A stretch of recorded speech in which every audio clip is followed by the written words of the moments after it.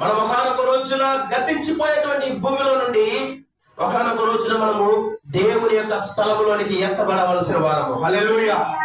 అక్కడ మన పౌరస్థితి, అక్కడ మనం ఉండవలసిన వారము. ఎప్పటి వరకు ఉంటాం అక్కడ అంటే యుగ యుగములు దేవునితో సంతోషములో ఉంటాం. అక్కడ సూర్య చంద్ర నక్షత్రాలు ఉండవు, సూర్యుడు ఉదయించడం కానీ రాత్రి అవ్వడం కానీ ఉండదు.